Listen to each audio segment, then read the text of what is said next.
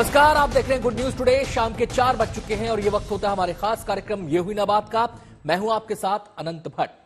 हमारे यहां फिल्में तो खूब रिलीज होती हैं, लेकिन OMG 2 की रिलीज की कहानी अपने आप में पूरी कथा है। जब से फिल्म का पहला लुक आया है तब से अब तक शायद ही कोई ऐसा दिन बीता हो जब फिल्म को लेकर कोई ना कोई विवाद, कोई ना कोई मुद्दा ना उठा हो। फिल्म की कहानी से लेकर अक्षय के लुक तक ना जाने कितनी बातें इस फिल्म को लेकर हो चुकी हैं। अब तो मामला अक्षय के कचौड़ी वाले एक सीन पर भी विवाद तक पहुंच चुका है। हाल यह है कि हिंदुस्तान में इस फिल्म को A सर्टिफिकेट मिला है, जबकि UAE में इस फिल्म को 12A सर्टिफिकेट दिया गया है, यानी कि 12 साल से ऊपर हर कोई इस फिल्म को वहां पर देख सकता है। ऐसे में सवाल है कि आखिर इस फिल्म को लेकर सेंसर बोर्ड इस हद तक सेंसिटिव क्यों है? क्या सामाजिक मुद्दों पर फिल्में बनाना और उसे आसानी से रिलीज करना अब हमारे यहां मुश्किल हो गया है? तमाम पहलू हैं इस मसले के। तमाम पहलुओं पर हम अपने मेहमानों के साथ चर्चा करेंगे। मेहमानों का पूरा पैनल हमारे साथ इस चर्चा में शामिल रहेगा, लेकिन मेहमानों के साथ चर्चा की शुरुआत करें उससे पहले ये रिपोर्ट आपको दिखाते हैं।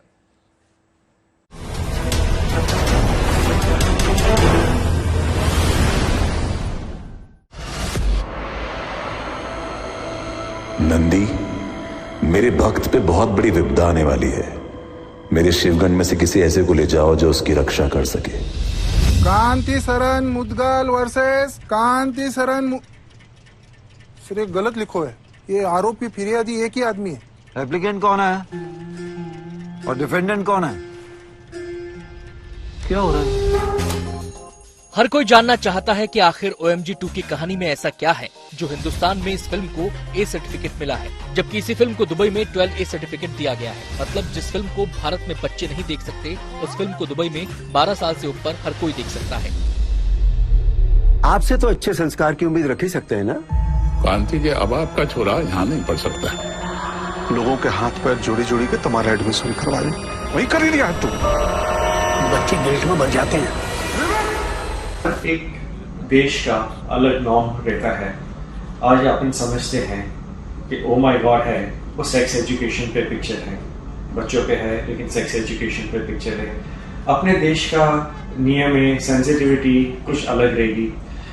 हाल ही में अगर जो बारबी रिलीज हुई थी हॉलीवुड की, बच्चों पे रिलीज हुई थी, बच्चों की फिल्म थी, लेकिन वियतनाम में बैन कर दिया था। उस अंधकार में क्यों जा रहा है महाराज? अब आप ही आके राह दिखाओ, विवेक की रक्षा करो। फिल्म में कट लगाए जाने के मामले में भी OMG 2 की कहानी अलग अलग मुल्कों में अलग अलग है। मसलन UAE में इस फिल्म में महज एक कट लगाया गया है, जबकि इंडिया में सेंसर बोर्ड ने 27 बदलाव करने के बाद फिल्म को क्लियरेंस दी। यही नहीं, सवाल ये भी उठ रहे हैं कि जिस कहानी को किशोर बच्चों की मानसिक परेशानी के इर्द गिर्द बुना गया है, वो फिल्म भारत में किशोरों के लिए क्यों नहीं है? खुद सदगुरु ने इसे लेकर सोशल मीडिया पर अपनी बात रखी है और कहा है कि इस मामले में A प्रमाण पत्र के दायरे में किशोरों को भी शामिल किया जाना चाहिए, क्योंकि ये फिल्म उनके लिए बेहद जरूरी है। धर्म के 4 स्तंभ है, उन्हें आप अश्लील कह रही हैं। आप मुझे सारी दुनिया के सामने क्यों नंगा कर रही हो? जब पूरी दुनिया करवट ले रही थी तो हमारा सनातन हिंदू धर्म दौड़ दिया था महाराज। आज दुबई में कुछ दिखाया जा रहा है और अपने इधर नहीं दिखाया जा रहा है। That is not a comparison. हर एक देश अपने सेंसिटिविटी, अपने ऑडियंसेस के हिसाब से जो भी डिसीजन लेता है। महाराज तुम तो उल्टी गंगा बहा रहे हो। जाहिर है हिंदुस्तान में OMG 2 को लेकर विवादों का लंबा सिलसिला रहा है। किसी को फिल्म की कहानी में महादेव के होने का मतलब समझ में नहीं आ रहा, तो किसी को रेलवे के पानी से अक्षय कुमार का नहाना पसंद नहीं है। यही वजह है कि फिल्म की क्लियरेंस को लेकर शुरू से सेंसर बोर्ड दबाव में नजर आया।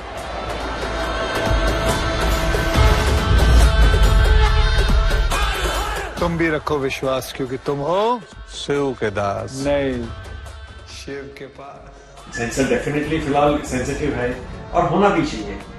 पिछले कुछ समय में 2 पिक्चरें रिलीज हुई थी अपनी, जो एक अपना आदि पुरुष था, केरला स्टोरी थी, उसको लेके काफी सोशल अनरेस्ट हो गया था। तो डेफिनेटली जायज है कि आज ये पिक्चर को लेके पता है कि सेक्स एजुकेशन पे पिक्चर है, वापस वही माहौल खड़ा नहीं करना है उनको, तो they will be a little sensitive towards this issue, so they are going to be under pressure for this. इसके बावजूद तमाम विवादों से गुजरकर और सेंसर बोर्ड की गलियों से जैसे तैसे निकलकर आखिरकार 11 तारीख को OMG 2 सिनेमा हॉल में पहुंच रही है। लेकिन लगता है इस फिल्म की अग्नि परीक्षा भी बाकी है। यही वजह है कि फिल्म के पर्दे पर आने से 2 दिन पहले ही कचौड़ी वाले सीन को लेकर सवाल खड़े कर दिए गए। गुस्सा फूटा उज्जैन के पुजारियों का। आशीर्वाद नहीं चाहिए, पैसे चाहिए। हमें भावना ये ठेस पहुंची है कि भगवान महाकाल को और शिव के स्वरूप को एक कचौरी खरीदने वाले के रूप में बताया है और कचौरी देने वाला उनसे रुपए मांगता है और ये कहता है कि आशीर्वाद से काम नहीं चलेगा और रुपये दीजिए। इससे भावना आहत हुई है और सनातन धर्म की भावना आहत हुई है। इसलिए हम इस फिल्म का विरोध करते हुए ये मांग करते हैं कि जितने भी महाकाल से संबंधित दृश्य है वो सारे दृश्य इस फिल्म से हटाए जाए। क्या प्रकार है भाई ये? कचौड़ी। चलो चलता हूँ। उज्जैन में भले अक्षय के कचौड़ी वाले सीन पर हंगामा बरपा हो, लेकिन भोले में मगन रहने वाली काशी का इस सीन को देखने का अंदाज ही निराला है। काशी वालों को ना तो इस सीन में कुछ गलत दिखता है और ना ही भोले के गेटअप में कचौड़ी मांगने के अक्षय के अंदाज से कोई शिकवा है। और तकलीफ में लगाई हुई पुकार उसे हमेशा अपने बंदों तक खींच ही लाती है। महादेव हम सभी के आराध्य हैं और उनका चित्रण कहीं भी किसी भी पिक्चर में किसी भी तरीके का हो रहा है तो बहुत सोच समझ के और सम्मानजनक तरीके से होना चाहिए। अब कोई भी भोजन या किसी भी टाइप का व्यंजन बनता है तो हम लोग बाबा को अर्पित करते हैं और बनारस की कचौड़ी जलेबी तो विश्व में फेमस है और हम लोग रोज नित्य प्रतिदिन बाबा को बनारस की कचौड़ी और जलेबी का चढ़ावा चढ़ाते हैं। अगर फिल्म तक ही रहे तो ज्यादा अच्छा है, वो मनोरंजन के लिए बन रही है। और रही बात कचौड़ी सब्जी की, कचौड़ी सब्जी खाने की बात है तो बनारस की तो शुरुआती कचौड़ी सब्जी से होती है हमारे यहाँ। न जाने कितना टन आटा सुबह कचौड़ी सब्जी में लग जाता है, लोगों को अंदाजा ही नहीं होगा अभी। तो इसमें सच ऐसा कुछ गलत नहीं है। रक्षा के लिए जो चाल बदल दे काल का, कोई इसका क्या बिगाड़े। 11 जुलाई से OMG 2 दर्शकों के हवाले होगी और अब दर्शक ही तय करेंगे कि शिव भक्त के इर्द गिर्द बुनी गई ये कहानी उन्हें पसंद आई है या नहीं। लेकिन इस फिल्म के बहाने अब तक जितना कुछ भी हुआ है उससे कई सवाल खड़े होते हैं। सवाल ये कि अब हिंदुस्तान की हर फिल्म को ऐसी ही अग्नि परीक्षा से गुजरना होगा। वाराणसी से रोशन जायसवाल के साथ bureau report, good news today.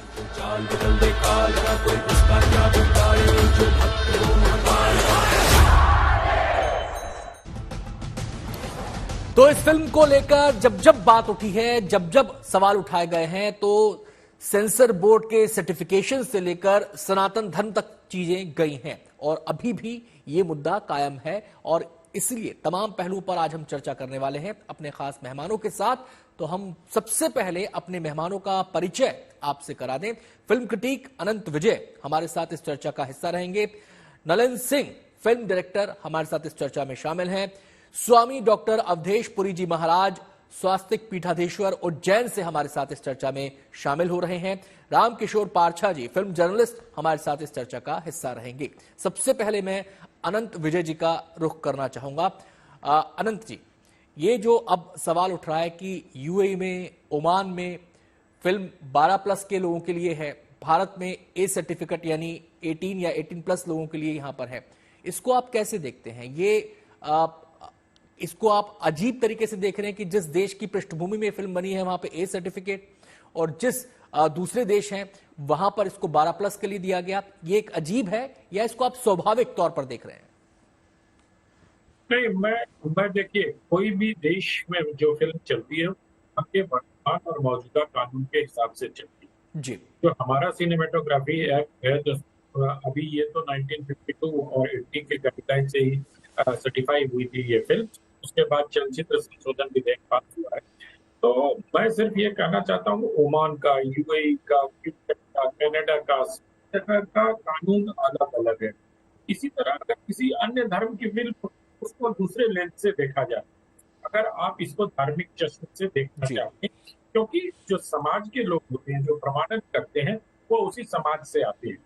मेरा ये मानना है यहाँ अगर स्पेटर्ड सर्टिफिकेट दिया 32 कट्स के बाद जो हमारा प्रमाणन बोर्ड है जिसको हम बातचीत में सेंसर बोर्ड कहते हैं, उनकी अपनी एक सोच रही, उनके अपने सोच की वजह से ऐसा हुआ। लेकिन आपका जो आपने पैकेज के अंत में चला वो सही है।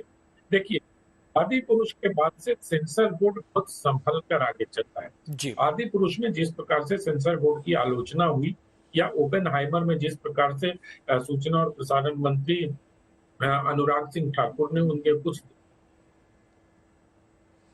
उसके बाद से मुझे लगता है कि सेंसर बोर्ड बहुत संभल कर चल रहा है, लेकिन OMG 2 हम आपके चैनल पे देखिए पहले भी इस पर बात अनंत जी, मेरा यहाँ पर दो सवाल हैं आपसे, दो पहलू हैं इस फिल्म में। एक तो इसके फिल्म का धार्मिक एस्पेक्ट है जिसको लेकर तमाम तरह की शंकाएं आशंकाएं जाहिर की गई, और फिल्म के प्रोमो में ये बात मेकर्स की तरफ से साफ करने की कोशिश की गई कि अक्षय कुमार जो इस फिल्म के मुख्य किरदार हैं, जो इस फिल्म के हीरो हैं, उन्हें शिव के रूप में नहीं दिखाया जा रहा, उनके एक गण के रूप में दिखाया जा रहा है। पहली चीज इसका धार्मिक एस्पेक्ट।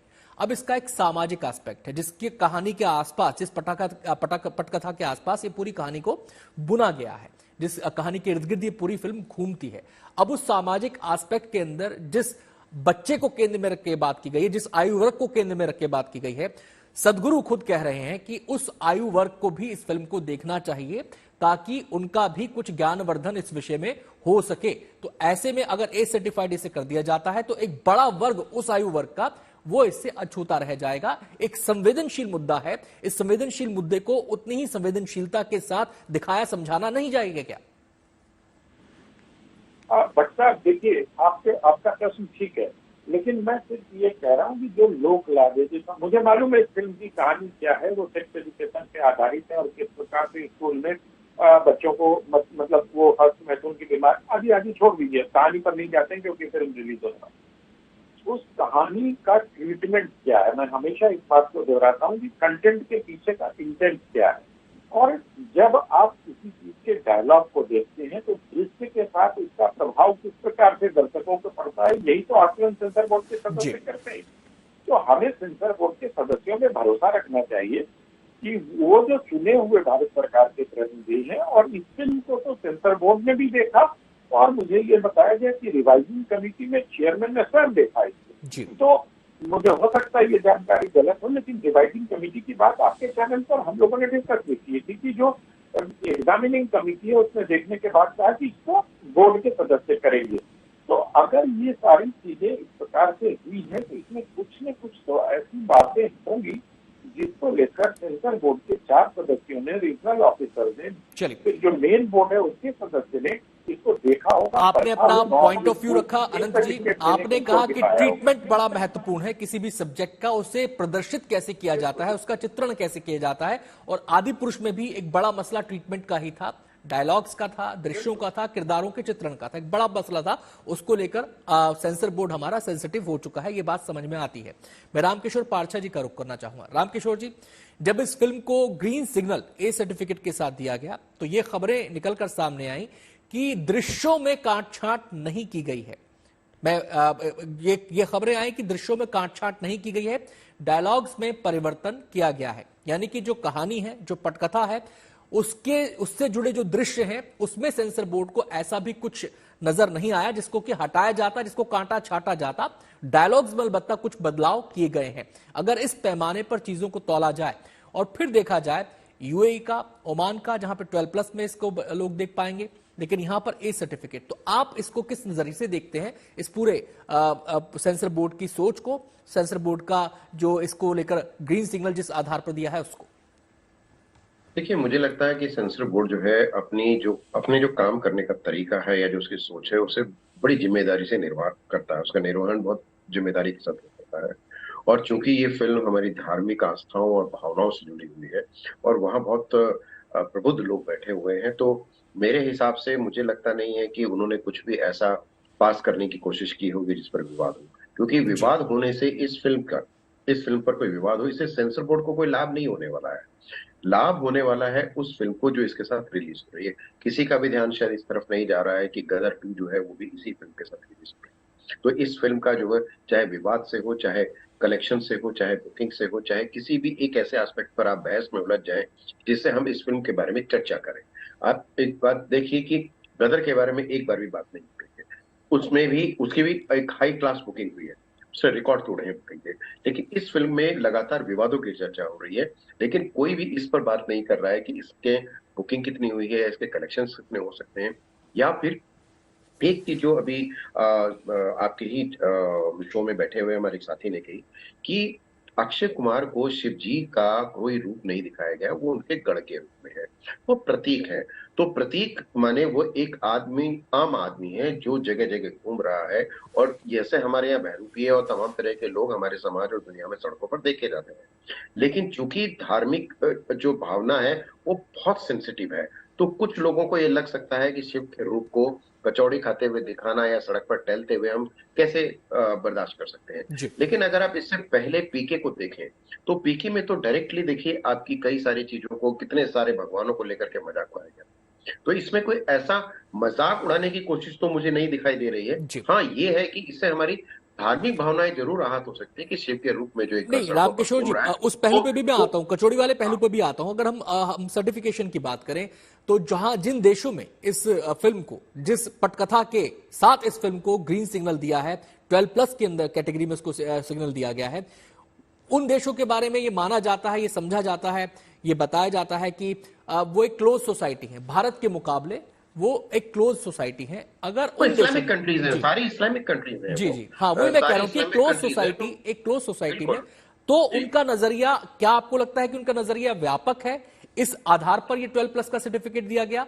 हमारे सेंसर बोर्ड से ज्यादा व्यापक नजरिया था, या जैसा कि अनंत जी ने कही बात कि उनकी जो सोशो रिलीजियस जो पृष्ठभूमि है वो उसके आधार पर ये फिल्म नहीं है, उस पर केंद्रित ये फिल्म नहीं है, लिहाजा वो ज्यादा लिबरल तरीके से इसको लेकर सोच रहे हैं? देखिए, सेंसर बोर्ड की साफ सोच है, उसका ये मानना है कि एक फिल्म जो है वो फिल्म होती है, और चूंकि ये फिल्म धार्मिक फिल्म नहीं है। आप एक चीज नोट कीजिए, ये धार्मिक फिल्म नहीं है, ये एक एंटरटेनिंग फिल्म है। सिर्फ इसका विषय जो है वो धर्म से जुड़ा हुआ है।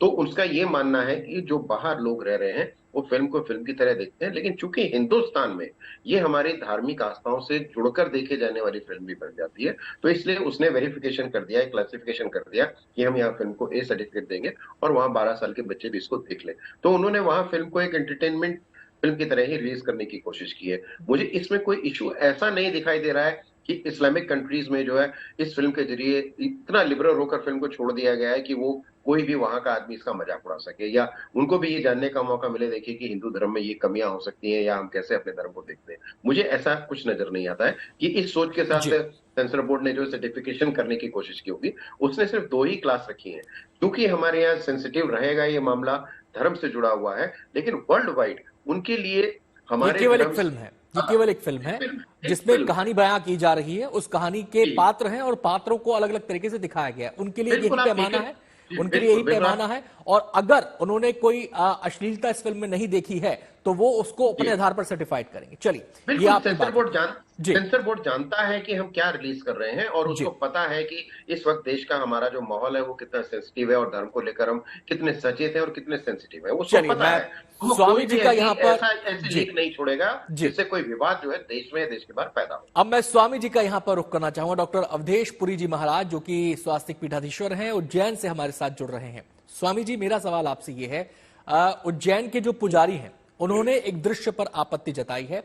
अब उस दृश्य में जो अक्षय कुमार फिल्म के किरदार हैं वो एक शिव भक्त के रूप में कह लीजिए, शिव गण के रूप में कह लीजिए, शिव के वेश में कह लीजिए, वो कचौड़ी खरीद रहे हैं। अगर आपने वो दृश्य देखा हो, आपको इस विवाद के बारे में समूची जानकारी होगी भी, तो उस पर आपत्ति जताई गई है कि ये दृश्य ठीक नहीं है। क्या आपको भी आपत्तिजनक लगता है? अगर आपको भी आपत्तिजनक लगता है तो इसकी वजह क्या है, इसका आधार क्या है? एक बहुत बड़ी बात मैं कहना चाहूंगा कि सेंसर बोर्ड ने अपना काम किया, और मुझे थोड़ा इस बार पहली बार ऐसा लगा कि सेंसर बोर्ड बहुत गंभीरता से इस पिक्चर को देखा है। 27 कट जो लगाए हैं वो शायद अगर इस पिक्चर को इतनी गंभीरता से नहीं लेता सेंसर बोर्ड तो 27 कट नहीं लगते। अब मुझे ये नहीं मालूम कि वो 27 कट इन्होंने फिल्म निर्माताओं ने स्वीकार किए हैं या नहीं किए हैं, ये भी मैं नहीं जानता। लेकिन मैं एक बात जरूर कहना चाहूंगा कि या तो धर्म का हिस्सा फिल्म में नहीं होना चाहिए, धर्म का आधार नहीं होना चाहिए, धार्मिक जो चरित्र हैं, कैरेक्टर्स हैं, उनका उपयोग नहीं होना चाहिए, सबसे पहली बात। और अगर हो रहा है तो उस उपयोग को करने से पहले जो धर्म के विद्वान हैं, जो विशिष्ट रूप से धर्म की जानकारी रखते हैं, कोई संत हैं, कोई महापुरुष हैं, कोई अन्य विद्वान हो सकते हैं, किसी न किसी धर्म के रहस्य को जानने वाले, धर्म के मर्म को जानने वाले किसी व्यक्ति को उस पिक्चर की जो स्क्रिप्ट है उसको दिखाना चाहिए। इवन मैं तो एक आवाज आपके चैनल के माध्यम से ये भी उठाना चाहूंगा, हालांकि मैं बात पूर्व में भी कह चुका हूँ कि सेंसर बोर्ड में एक धार्मिक व्यक्ति होना ही चाहिए। या तो आप ये निश्चित कर दीजिए कि कोई भी फिल्म जो मनोरंजन के लिए बन रही है उसमें धर्म का उपयोग नहीं होगा, और अगर आप ऐसा नहीं करते तो फिर सेंसर बोर्ड में एक धार्मिक व्यक्ति भी होना चाहिए। स्वामी जो जी, धर्म के बारे यहाँ में पर मेरा जानकारी आपसे एक रखता हो। सवाल है, आपने फिल्म का प्रोमो देखा है क्या? देखा है मैंने प्रोमो। हाँ, अब जो ट्रेलर फिल्म का रिलीज हुआ, प्रोमो कह लीजिए, ट्रेलर कह लीजिए, जो रिलीज हुआ टीजर के बाद, टीजर को लेकर भी सवाल उठे थे, लेकिन प्रोमो में पहले ही दृश्य में ये बात स्पष्ट कही गई है कि शिव के एक गण को भेजा जा रहा है। शिव का मतलब शिव का रूप नहीं है, शिव के गण हैं वो, उस रूप में अक्षय कुमार के किरदार को यहां पर दिखाया गया है, जिससे कि कोशिश ये की गई है इसके जरिए कि कोई विवाद ना हो। तो इस पर भी आपको आपत्ति है कि शिव के गण के रूप में भी अगर वो कचौड़ी खरीद रहे हैं तो भी आपत्तिजनक है?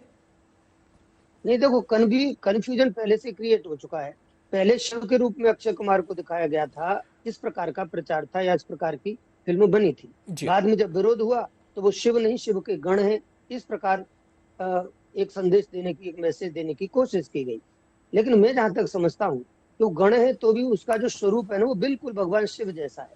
पहली बात यह है कि कम से कम हिंदू धर्म के, सनातन धर्म के आस्था के केंद्र हैं भगवान शिव, जिनको मैं समझता हूँ कि धरती पर सबसे अधिक लोग मानते हैं भगवान शिव को। तो शिव के चरित्र का उपयोग मनोरंजन के लिए नहीं होना चाहिए, क्योंकि भगवान का जो कैरेक्टर है, भगवान का जो चरित्र है, वह मनोरंजन नहीं मनोमंजन के लिए होता है। हमारे ध्यान में मैं आता हूं स्वामी जी, आपके पास और भी पहलू हैं आपसे बातचीत करने के, मैं आपके पास आता हूं। इस बीच मैं नलिन का यहां पे रुख करना चाहूंगा, उनकी भी एक प्रतिक्रिया लेना चाहूंगा। नलिन जी, आपने सुना कि केवल सेंसर बोर्ड का सर्टिफिकेशन ही नहीं, एक मयार और भी तय होना चाहिए कि अगर धर्म से रिलेटेड, उस सब्जेक्ट से रिलेटेड कोई फिल्म है, उसके पात्रों से, हमारे जो पौराणिक पात्र हैं उससे जुड़ी कोई फिल्म है, या किसी भी धर्म पर आधारित कोई फिल्म है, तो जो धार्मिक एक्सपर्ट्स हैं उनसे भी सलाह लेनी चाहिए मेकर्स को। क्या आप इस बात से सहमत हैं? बिल्कुल सहमत हूं, क्योंकि ये जो है अब एक ट्रेंड और फैशन बन गया है जी। सेंसर बोर्ड में आपकी कॉन्फिडेंस है अनंत विजय जी की और लोगों की, ये बहुत अच्छी बात है। लेकिन सेंसर बोर्ड ने भी मिस्टेक्स किया है, आदि पुरुष में ये मिस्टेक्स हुई है सेंसर बोर्ड के साथ। तो censor board also needs to mend its ways. 71 cuts आपने लगा दिए हैं, इतना आप डर गए कि आपने 71 कट्स लगा दिए हैं। यार, पहला फ्रेम ही आप जो प्रोमो का दिखला रहे हैं उसमें शिव जी का पूरा वो आकृति है और नंदी वहां पर खड़ी है, उसके बाद शिव जी का रूप में वो सब कुछ, वो आपको आपके प्रोमोस तो यही कह रहे हैं। फिर आपको क्लैरिफाई करने की जरूरत पड़ गई, क्या ये सोची समझी? ये देखिए प्रोमोस जो आपके स्क्रीन पर चल रहे हैं, आप साफ साफ देख सकते हैं वो शिव जी नहीं है तो और कौन है? अब उसका गण है, ये है, वो है। प्रोमोज आपका क्या कह रहा है? तो क्या ये डेलिबरेट मूव नहीं है फिल्म मेकर्स को कि कंट्रोवर्सी क्रिएट करें? समाज सेंसिटिव हो चुका है, people are not going to accept all these crap stuff that film makers have been up to, और इसको, इस तरह की चीजों को अवॉइड करना ही चाहिए। इस तरह का बिल्कुल सेक्स एजुकेशन पर फिल्म है, एक खबर ये आ रही थी। मैं benefit of doubt definitely film makers को ही दूंगा कि किस तरह की फिल्म है, वो तो फिल्म देखने के बाद पता चलेगा। लेकिन अगर सेक्स एजुकेशन के ऊपर आप फिल्म बना रहे हैं, उसमें भगवान शिव मुझे दिखाई दे रहे हैं, कचौरी खरीद रहे हैं और हर तरीके का मजाक कर रहे हैं, आपका पहला फ्रेम जो है उसमें शिव जी की आकृति दिख रही है, नंदी वो गाय का, वहां पर बैल का वो पिक्चर दिख रहा है जी। अब कहना ये फ्रेम जो आपकी स्क्रीन पर आप देख, नलिन जी, एक छोटा सा सवाल आपसे और है कि अब काशी को इस कहानी में दिखाया गया है, और जो काशी के लोगों से हमने देखा, जो भोले के रंग में हमेशा रंगे रहते हैं, जब उन लोगों से हमने जाके पूछा तो जो आम लोग हैं उनका भी कहना यह था कि इसमें हमें तो कुछ आपत्तिजनक लगा नहीं, हम जो खाते हैं। आम लोग ये जो, I am so sorry, I am cutting in between, जो प्रोमोज आपको देख रही है, आपको आम लोग बनारस का दिख रहा है, काशी का दिख रहा है। काशी के कितने लोग इस वेशभूषा में घूमते रहते हैं? क्या मजाक भरी बात कर रहे हैं आप? कितने लोग घूमते रहते हैं? Let's be practical about it. किसी भी बच्चे को आप बैठा, मैं ये नहीं कह रहा कि वो आम लोग हैं, मैं ये कह रहा हूं कि आम लोगों का, काशी के आम लोगों का कहना ये है कि अगर भोले कचौड़ी ले रहे हैं, कचौड़ी खा रहे हैं, तो उसमें उनको कोई आपत्ति नजर नहीं आती है। देखिए, वही कह रहा हूं कि हिंदू धर्म को समझने की जरूरत है। पर्सोनिफिकेशन ऑफ गॉड, यहाँ रामलीला भी होता है, रामलीला के बीच में कुछ चुटकुला भी एज एन एंटरटेनमेंट परोसा जाता है, ठीक है। अब भगवान शिव अगर पर्सोनिफिकेशन हम कहते हैं, एक आम आदमी के रूप में आए हैं वहां पर वो करने के लिए, तो क्या दायरा है, क्या लिमिट है? सीधे मैं रुख करना चाहूंगा स्वामी डॉक्टर अवधेश पुरी जी महाराज का, स्वास्थ्य पीठाधीश्वर उज्जैन से हमारे साथ जुड़े हुए हैं।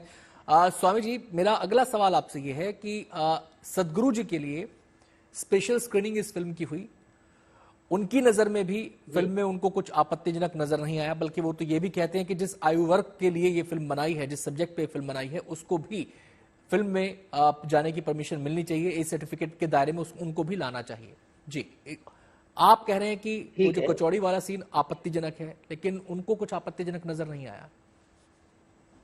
ठीक है, मुंडे मुंडे मतिर भिन्ना, अलग अलग लोगों के अलग अलग विचार रहते हैं जी, सब एक विचार के नहीं हो सकते। वह उनका अपना एक दृष्टिकोण हो सकता है, जी। उनके सोचने का एंगल क्या है ये उनका सब्जेक्ट है। लेकिन मैं एक बात जरूर कहना चाहूंगा कि जिस भगवान शिव को या हमारे किसी भी देवी देवता को हमने उसको स्पेशल जब माना है, स्पेशल कहा है, तो उस स्पेशलाइजेशन का नॉर्मलाइजेशन करने की इजाजत या आज्ञा इन फिल्म मेकर्स को किसने दे दी? आखिर क्यों? भगवान भगवान है, इंसान इंसान है, भगवान विशेष है, हम सामान्य हैं।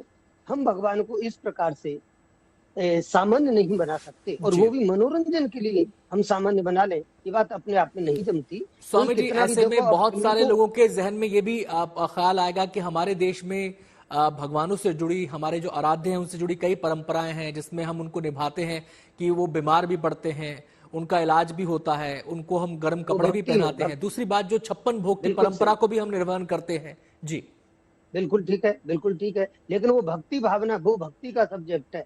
भक्ति प्रेम से की जाती है, श्रद्धा से की जाती है, निष्ठा से की जाती है। लेकिन फिल्म में हम वो श्रद्धा, निष्ठा और भक्ति नहीं कर रहे हैं। उस फिल्म का जो फाउंडेशन है वो सेक्स है, सेक्स एजुकेशन है। सेक्स एजुकेशन जिस फिल्म का फाउंडेशन हो, उस फिल्म में हम भगवान का उपयोग आखिर कैसे कर सकते हैं? मैं तो जो फिल्म निर्माता हैं उनके लिए ये बात जरूर कहना चाहूंगा, आखिर आपका उद्देश्य, आपका टारगेट या आपका एम ही जब सेक्स एजुकेशन था, तो फिर उज्जैन को महाकाल, इस पिक्चर को उज्जैन में महाकाल के मंदिर में नलन का यहाँ पर रुख करना चाहूंगा। नलन, दो बात, एक धार्मिक पक्ष की फिल्म का सब्जेक्ट था, उसमें धार्मिक कैरेक्टर्स को लाने की जरूरत क्या थी? क्या आप इससे सहमत हैं? पहली चीज। दूसरी चीज, जो कचौड़ी वाला सीन है उसमें आपको क्या आपत्तिजनक नजर आता है?